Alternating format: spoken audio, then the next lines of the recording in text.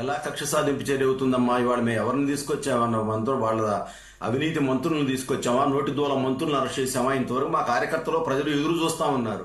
అసలైన నాయకులు ఇంకా రావట్లేదు ఏంటి? అంతా వీళ్ళు బోరుగడ్డ అనిలు లేకపోతే ఇట్లాంటి వర్రా రవీందర్ రెడ్డి లాంటి వాళ్ళు వచ్చారు. అసలు దీని వెనకున్నటువంటి, దీన్ని మాట్లాడించినటువంటి, చేయించినటువంటి దుర్మార్గాలు చేసిన వ్యక్తులు రాలేదని ఎదురు చూస్తా ఉన్నారు. ఇవాళ మీరు పెట్టిన డిబేట్ ట్రిబుల్ మీదే కదమ్మా మొత్తం ఈ అరెస్టుల పర్వం సార్. ఈ ట్రిపుల్ అయినా సరే రామ్ గోపాల్ వర్మ మీద గానీ, రామ్ గోపాల్ వర్మ కూడా మనం డిబేట్ పెట్టుకుంటే అది చాలా రాంగ్ అవుద్దమ్మా. రామ్ గోపాల్ వర్మ కూడా ఒక సైకో, మానసిక మృగం. అతనికి తల్లి చెల్లి తేడా తెలియని వ్యక్తి అతను. అతని గురించి మనం ఎంత తక్కువ మాట్లాడుకుంటే అంత మంచిది. చంద్రబాబు నాయుడు గారు పవన్ కళ్యాణ్ అతను ఒక సినిమా దర్శకుడు అయ్యుండి, అతను ఒక మంచి దర్శకుడు అయ్యుండి, ఈ జగన్ రెడ్డి లాంటి సవాసం వాళ్ళ సవాసాలు బట్టి అతను ఆ స్థితికి, ఈవెన్ పోసాని కృష్ణమురళి కూడా మంచి రచయిత ఒకప్పుడు. ఎప్పుడైతే అతను పవన్ కళ్యాణ్ లో దూరి లేకపోతే తాడేపల్లి కొంపకి అటాచ్ అయ్యాడో ఆ రోజే అతని జీవితం క్లోజ్ అయిపోయింది. నిన్న చెప్తా ఉన్నాడు, ఇక నేను ఎవరిని మాట్లాడను, ఎవరి గురించి మాట్లాడను అని. మనకు అదేదో గుర్తొస్తుంది. అధికారంలో ఉన్నప్పుడేమో చంద్రముఖిలాగా రెచ్చిపోయి, అధికారం పోగానే నేను గంగలా మారిపోయాను, నన్ను వదిలేయండి అంటే అది సాధ్యమయ్యే పని కాదు. మీరు చేసిన పాపాలు అనుభవించక తప్పదు. అసలు మనం రఘురామకృష్ణరాజు గారిని తీసుకుంటే వాళ్ళ పార్టీ సొంత ఎంపీ అతను ఆ పార్టీకి ఎంతో సేవ చేశాడు. బ్రతిమాలి బామాలి అతను పార్టీలో చేర్చుకున్నాడు ఆ రోజు, చేరే రోజు అతన్ని. కానీ తర్వాత చేసిన పని ఏంటమ్మా? అతని వ్యక్తిగత విషయాలు జగన్కి అతనుకున్న దాని మీద అతను అడగటం, అతను సరే ఏదో జరుగుతూ ఉన్నప్పుడు అతను ఏదో దేశద్రోహం లాగా ఏదో కుట్ర కేసు పెట్టి అతని మీద అర్ధరాత్రి పోయి ఈ విజయపాల్ అనే వ్యక్తి నానా హంగామా సృష్టించి అరెస్ట్ చేసి గుంటూరు తీసుకొచ్చారు. అతను ఏ టైం అమ్మా? కోవిడ్ టైంలో.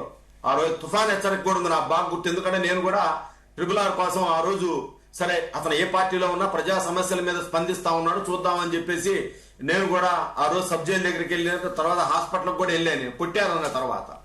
కానీ ఆ రోజు అతన్ని నిజంగా కోర్టులో హాజరు పెట్టేటప్పుడు చూస్తానమ్మా, మనిషి అనేవాడికి ఎవరికైనా కూడా కళ్ళమంటి నీళ్లు రాక తప్పదు.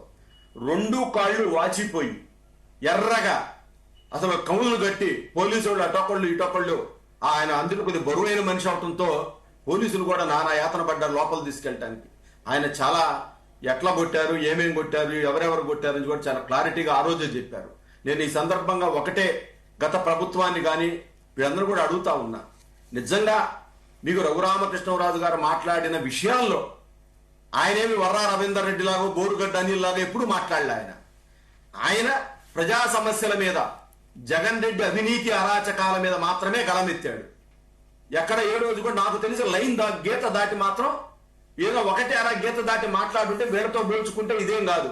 మరి మా ప్రభుత్వం వీళ్ళిద్దరిని అరెస్ట్ చేసింది, కేసులు అసలు ఘోరంగా. ఎందుకంటే వీళ్ళు తిట్టనాళ్ళు లేరు, వీళ్ళు రజనీకాంత్ను మొదలుకొని ఎవరిని వదిలిపెట్టలా, పవన్ కళ్యాణ్ గారి కుటుంబాన్ని, లోకేష్ గారి కుటుంబాన్ని, అందరినీ. కానీ ఈ రోజుకైనా వర్రా రవీందర్ రెడ్డి గాని, ఈడు బోరుగడ్డ అనిల్ గాని, ఇంటూరి రవికిరణ్ గాని కోర్టులో హాజరు పెడతా ఉంటే ఒక్కసారైనా మమ్మల్ని కొట్టారు, ఇదిగో మా కాళ్ళు వాచిని, మా ఎముకలు ఇరిగినాయి అని ఒక్క జడ్జి గారి ముందన్న చెప్పారమ్మా? వీళ్ళు ఇన్ని కోర్టులు మేము తిప్పటల్లా. కారణం ఏంటంటే రాష్ట్ర వ్యాప్తంగా ఎక్కడైనా మా పార్టీ మహిళలు కానీ, మా వీర మహిళలు, జనసేన మహిళలు కానీ ఉంటే, ఇప్పుడు ఈ మేడం గారు వచ్చారు, ఏమేమన్నా మాట్లాడింది అనుకోండి, వెంటనే ఈ మీద పెడతారు. మరి వాళ్ళ కంప్లైంట్ ఇచ్చింది అక్కడ, కాబట్టి అక్కడ కోర్టుకు తీసుకెళ్లాల్సిందే ఖచ్చితంగా. వేధింపులు కానే కాదు. ఇక త్రిపురాల విషయానికి వస్తే, ఆ రోజు ఏంటమ్మా, ఆయన బైపాస్ పేషెంట్, సర్జరీ చేయించుకున్న పేషెంట్. అప్పుడే చెప్పాడు, నేను సర్జరీ చేయించుకున్నాను, మీరు కావాలంటే ఈ కేసుల్లో ఈ 120B కుట్ర కేసు పెట్టమని చాలా దారుణం, ఓసారి ఆలోచించమని వేడుకున్నా కూడా ఇంట్లో వాళ్ళని కూడా అందరినీ తరిమేసి ఫోన్లు లాక్కొని, అప్పటికి నాకు తెలిసి ఆయనకి సెంట్రల్ సెక్యూరిటీ ఇచ్చింది. ఎందుకంటే ఎంపీ అయ్యుండి కూడా అతను ఆంధ్రప్రదేశ్ లో ఒక రాలేని పరిస్థితి. ఆ విధంగా నరసాపురం, గుంటూరులో కేసులు పెట్టి అతన్ని నానా యాతన అనుభవించాడు. భయపడిపోయాడు అతను కూడా. నేను ఏ రోజుకైనా చనిపోతాననే దాన్ని డిసైడ్ అయిపోయి ఉన్నాడు అతను. డిసైడ్ అయిపోయి ఆ రోజు హైదరాబాద్ వస్తే వెంటనే గద్దలు, ఈ జగన్ గద్దలన్నీ వారిపోయి పాపం ఆయన అరెస్ట్ చేసి తీసుకొచ్చి బైపాస్ పేషెంట్ అని కూడా చూడకుండా అతని గుండెల మీద కూర్చొని, ఇద్దరు కానిస్టేబుల్స్ ఏమో రబ్బర్ బెల్ట్తో, లాఠీలతో ఆ కాళ్ళల్లో ఎముకలు విరిగేటట్టు కొట్టారు. కొట్టి మళ్ళా నానా ఆకారాలు పెడతా ఉంటే నడవమన్నారు. ఎందుకంటే బ్లడ్ క్లాట్ అవ్వకుండా పోలీసు విద్య 3rd డిగ్రీలో. నడవమని చెప్పి ఆ పెద్ద మనిషిని, ఒక ఎంపీని, భారతదేశ చరిత్రలో ఒక పార్లమెంటు సభ్యుడికి జరిగిన అవమానం ఇది. నన్ను అడిగితే పార్లమెంటుకి జరిగిన అవమానం ఇది. ఎందుకంటే అతను సిట్టింగ్ ఎంపీ ఆ రోజు ఆ విధంగా కొట్టి నడిపిస్తే ఆయన జడ్జికి మొరపెట్టుకుంటే వెంటనే ఆయన తీసుకెళ్లేటప్పుడు కూడా బెదిరించారు. రఘురామకృష్ణరాజు గారు ఇంతటితో పోయింది, మీరు గనక కోర్టులో మేము కొట్టామని గాని అలాంటివి ఏమైనా చెబితే పరిస్థితులు తీవ్రంగా ఉంటాయన్న. అతను గుండె ధైర్యం గల్లాడు, పోరాట యోధుడు కాబట్టి అతను ధైర్యంగా అప్పుడే చెప్పాడు, నేను చెప్పేదంతా చెప్తాను మీ మీద మీరు చేసిందని.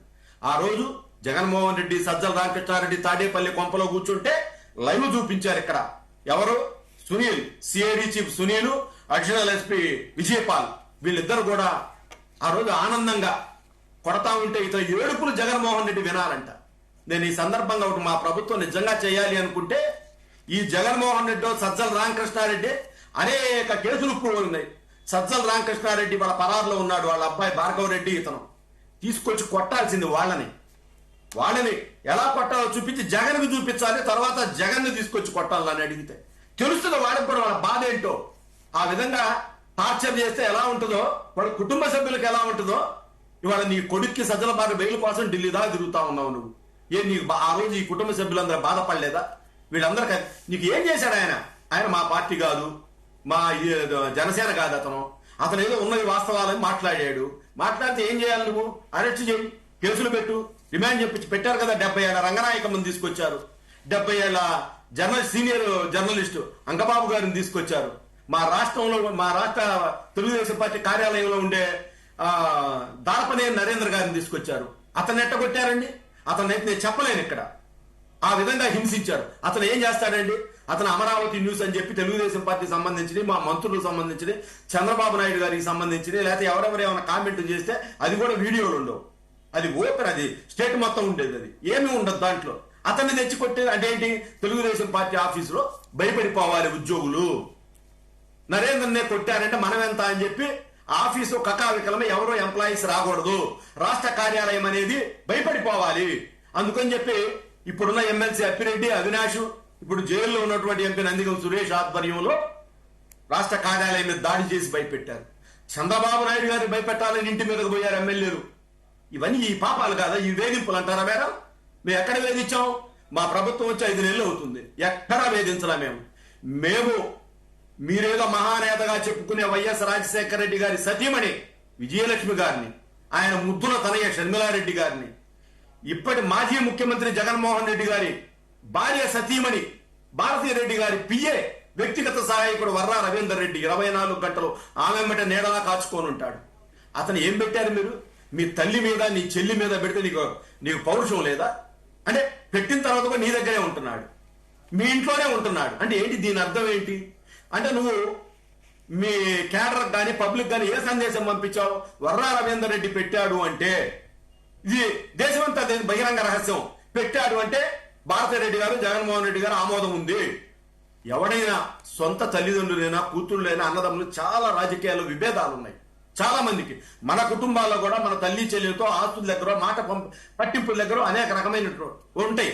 కానీ అవి ఎప్పుడైనా కూడా శృతి మించి పరిధి దాటి 3వ వాడు ఎంటర్ అయితే, లేకపోతే మన కుటుంబ సభ్యులకు దూషిస్తే మన వాళ్ళు చెబుతారు, మన చెల్లి, మన తల్లి, నీ తల్లికి పుట్టిన నువ్వు కూడా అక్కడ పుట్టావు, ఆ స్తన్యంలోంచే పాలు తాగావు, మీరు అట్లా మాట్లాడుకోకూడదు, తప్పు అని చెప్పి పెద్ద మనుషులు మాట్లాడతారు. అలాంటి నీ సొంత తల్లి, ఆమె చెప్పింది షర్మిల, నడవలేక ఏడ్చినా కూడా నడిపించాడు ఆ రోజు నీ ముఖ్యమంత్రి పీఠం కోసం ఆమెను, విజయమ్మ గారిని. మరి నీ చెల్లి నీ కోసం 2000 కిలోమీటర్లు జగనన్న వదిలిన బాణాన్ని అని చెప్పేసి